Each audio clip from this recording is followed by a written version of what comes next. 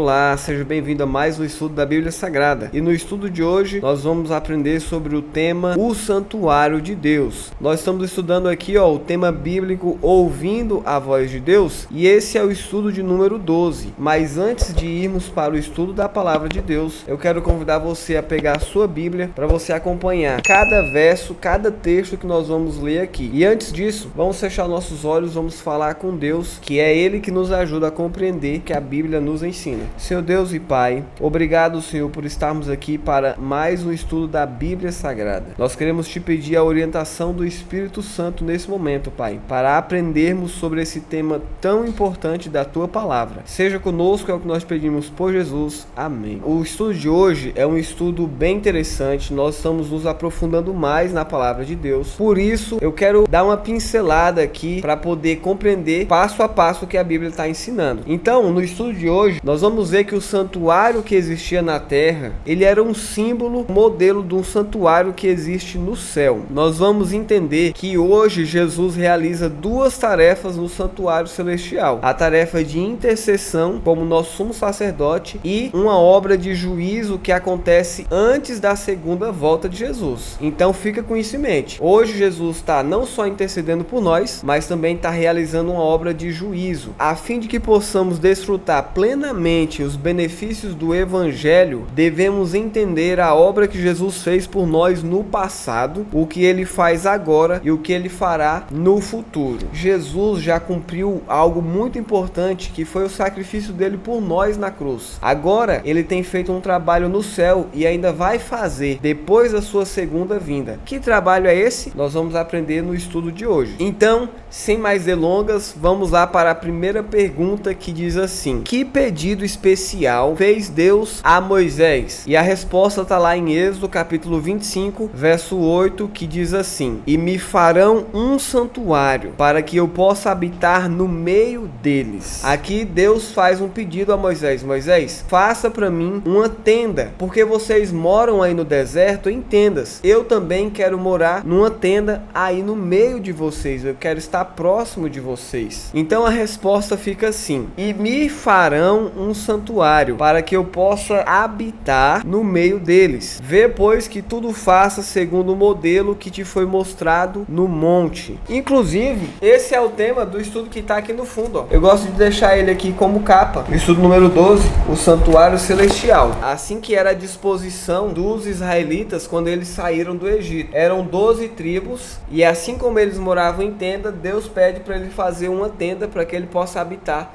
no meio deles. A segunda pergunta diz assim: como era o santuário? Então nós já vimos que Deus pede para Moisés fazer um santuário de acordo com o modelo que Deus mesmo preparou e mostrou para Moisés no monte. Agora, como que era esse santuário? E aqui nós vamos ler Hebreus capítulo 9, Êxodo capítulo 26, capítulo 40. Os textos vão estar aparecendo aqui, as citações. Quando a gente vai para esses textos, a gente vai ver que o santuário era dividido em dois compartimentos. O primeiro, aqui onde está o sacerdote, tá vendo? Ele era o lugar santo. E o segundo, aqui onde está a arca da aliança, né, junto com os querubins aqui em cima, é o lugar santíssimo. No lugar santo, o sacerdote realizava o trabalho diário. Você vai entender sobre isso lá em Hebreus capítulo 9, verso 6. E continha uma mesa com pães, tá vendo aqui, ó? E um candelabro e o altar de incenso. Êxodo capítulo 40, verso 22, 24 e 26, vai estar escrito, né, lá, essa imagem que aqui está ilustrada. Hebreus 9, verso 7 diz assim: no lugar santíssimo, o sumo sacerdote entrava uma vez por ano, no dia da expiação, que caía no dia 10 do 7º mês. Ali, no lugar santíssimo, se encontrava a arca da aliança, coberta de ouro, com as tábuas dos 10 mandamentos, uma urna de ouro contendo o maná e o bordão de Arão. Um véu separava esses dois compartimentos,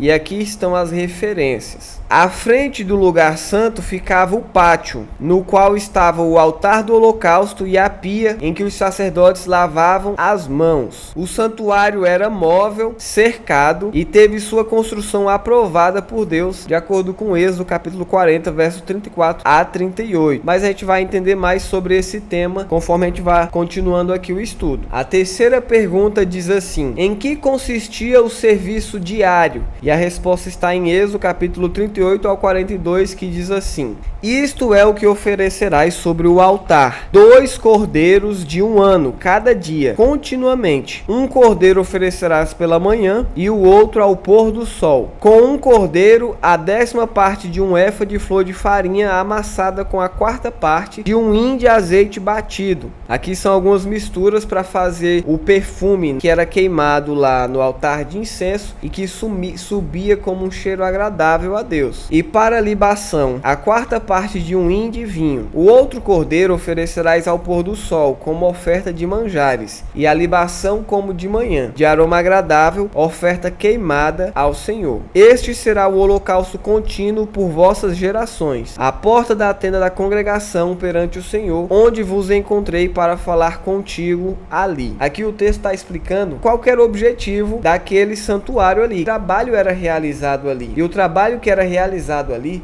era um trabalho de expiação, onde o pecador chegava diante do santuário e com o cordeirinho ali, ele matava o cordeirinho, ou o sacerdote o fazia. Simbolicamente, os pecados passavam do homem para o cordeiro e do cordeiro para o santuário. O serviço diário, que era feito continuamente, independente de mim levar ou não o cordeirinho lá, era morto um cordeiro pela manhã e um cordeiro pela tarde. Esse era o sacrifício diário. Eram 2 cordeiros, mas é apenas um sacrifício. O sacrifício diário consistia na morte de 2 cordeiros por dia, um pela manhã, outro no fim da tarde. Então a resposta fica assim: o sacrifício diário consistia em oferecer 2 cordeiros, não eram 2 cavalos nem 2 aves, 2 cordeiros. Os cordeiros sacrificados representavam Jesus, que na cruz morreria pelos pecados humanos. A 4ª pergunta diz assim: qual era a festa que dava fim ao ciclo anual das cerimônias? Levítico capítulo 23, verso 27 a 31 diz assim: mas aos 10 deste mês 7º será o dia da expiação. Tereis santa convocação e afligireis a vossa alma. Trareis oferta queimada ao Senhor. Nesse mesmo dia, nenhuma obra fareis, pois que é o dia da expiação, para fazer expiação por vós perante o Senhor, vosso Deus. Porque toda alma que nesse dia se não afligir será eliminada do seu povo. Quem nesse dia fizer alguma obra, a esse eu destruirei do meio do seu povo. Nenhuma obra fareis, é estatuto perpétuo pelas vossas gerações em todas as vossas moradas. Então o dia que finalizava a obra anual do santuário era um feriado, e esse dia era conhecido como o dia da expiação. Então durante todo o ano era feito sacrifício, um sacrifício de um cordeiro que simbolizava Jesus, e através desse sacrifício o povo recebia o perdão dos pecados. O pecado era transferido do pecador para o cordeiro, do cordeiro para o santuário. E no dia da expiação, no 10º dia do 7º mês, acontecia esse feriado, que era o dia da purificação, o dia da expiação. A 5ª pergunta diz assim: em que consistia a purificação do santuário? Marque verdadeiro ou falso. Nesse momento eu quero convidar você para pegar a sua Bíblia e ler o capítulo 16 do livro de Levítico. Então você vai ler todo o capítulo 16, que aqui vai começar com o título O Dia da Expiação, e você vai compreender todo o processo de purificação do santuário. Agora que você leu, vamos responder juntos. No dia da purificação do santuário, acontecia o sacrifício diário como nos outros dias. Então era morto 2 cordeirinhos, um pela manhã, outro à tarde, assim como aconteceu todos os outros dias. O sacerdote oferecia um bezerro e um cordeiro por si e por sua família. Para o sacerdote iniciar todo esse trabalho, antes ele oferecia um sacrifício de um cordeiro e de um bezerro ali, pelo perdão dos pecados dele e pelo perdão dos pecados da família dele. Nesse dia também era lançado sorte entre 2 bodes. Um bode que iria ser sacrificado e o outro era o bode emissário, que iria ser enviado ao deserto junto com os pecados do santuário. O sacrifício do bode era oferecido a Deus, o sangue do bode era aspergido no lugar santíssimo, lembra? Lá naquela cortina onde o sacerdote entrava, antes de chegar no lugar santíssimo, ela fazia a divisão entre o lugar santo e o lugar santíssimo. Nessa cortina, o sacerdote aspergia ali o sangue do bode, e assim os pecados eram transferidos para o bode Azazel. Então todas essas opções aqui são verdadeiras. Através do sacrifício diário, os pecados eram transferidos simbolicamente diretamente do pecador arrependido para o santuário. Uma vez ao ano realizava-se a limpeza ou purificação do santuário no dia da expiação, removendo os pecados para o deserto. Então, pessoal, eu pequei, eu ia lá, levava um cordeiro aqui na frente do santuário. Esse cordeiro seria sacrificado, ele seria queimado aqui no altar de sacrifício. O sangue dele era levado lá para dentro e era aspergido no lugar santíssimo que eu já mostrei para vocês. E assim, o pecado da pessoa era transferido para o cordeiro e do cordeiro para o santuário. Só que no dia da expiação, que era o dia que finalizava o processo anual, eles faziam o mesmo sacrifício, né? Um pela manhã, outro pela tarde do cordeiro. Só que além disso, o sacerdote oferecia sacrifício para o perdão dos pecados dele e da família dele. E também era lançado sorte dentre dois bodes. Um bode simbolizava Jesus e era sacrificado. O outro bode era enviado como bode emissário. Ou seja, os pecados que passaram da pessoa para o cordeiro passou para o santuário. Agora, no dia da expiação, os pecados eram simbolicamente passados do santuário para o bode emissário. E esse bode era lançado no deserto e ali ele ia seguir a vida dele, né? Ia morrer lá no deserto. Era assim que funcionava no dia da expiação. A purificação dos pecados era assim que acontecia no antigo Israel. Quando foi que pararam de sacrificar cordeiros e agora compreendemos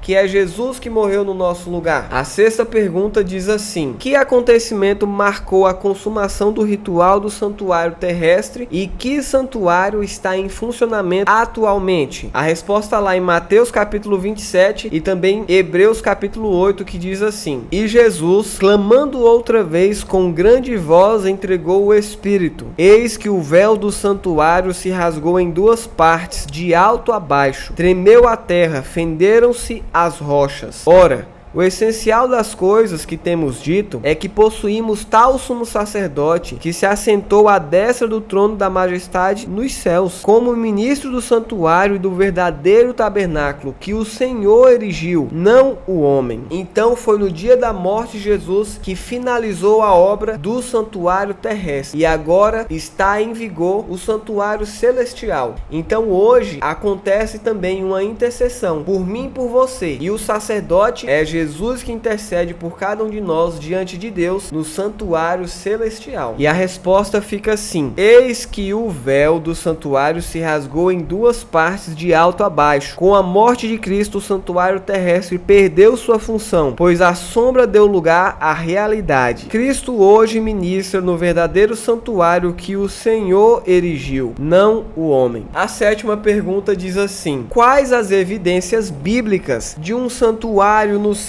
E a resposta está lá em Êxodo capítulo 25, verso 40, também em Apocalipse capítulo 4 e capítulo 11, que diz assim: vê, pois, que tudo faças segundo o modelo que te foi mostrado no monte. Já Apocalipse diz assim: do trono saem relâmpagos, vozes e trovões, e diante do trono ardem 7 tochas de fogo, que são os 7 Espíritos de Deus. Abriu-se então o santuário de Deus que se acha no céu, e foi vista a arca da aliança no seu santuário, e sobrevieram relâmpagos, vozes, trovões, terremoto e grande saraivada. Esses textos aqui, não só o de Êxodo, mas principalmente o de Apocalipse, mostra que quando João, lá na ilha de Patmos, teve as revelações de Apocalipse, ele teve a revelação de Jesus no santuário celestial. As 7 tochas de fogo. Lembra do candelabro que tinha 7 chamas? Aí João fala que viu a arca da aliança que estava no céu, ou seja, o santuário celestial. E a resposta fica assim: abriu-se então o santuário de Deus que se acha no céu, e foi vista a arca da aliança. A exemplo do que ocorria no santuário terrestre, Jesus está realizando em nosso favor 2 atividades no santuário celestial. A primeira delas, a atividade de intercessão, simbolizada pelo serviço diário, e você pode ler 1 Timóteo capítulo 2 verso 5, 1 João capítulo 2 verso 1 1, que você vai encontrar as evidências da intercessão que Jesus faz por nós hoje no santuário celestial, e julgamento, representado pelo dia da expiação. E aí você vai ler João capítulo 5, verso 22, Daniel capítulo 7, verso 9 e verso 10. Nossa, o estudo de hoje tem muita informação, mas para a gente concentrar essa informação, para compreender bem, vamos para a recapitulação. No estudo de hoje nós aprendemos que o santuário terrestre foi feito segundo o modelo do santuário do céu. O santuário terrestre era dividido em dois compartimentos, o lugar santo e o lugar santíssimo. E aprendemos também que o sacerdote oferecia 2 cordeiros, um pela manhã e o outro à tarde. No dia da expiação era feita a remoção dos pecados. Era um dia de juízo, onde os pecados seriam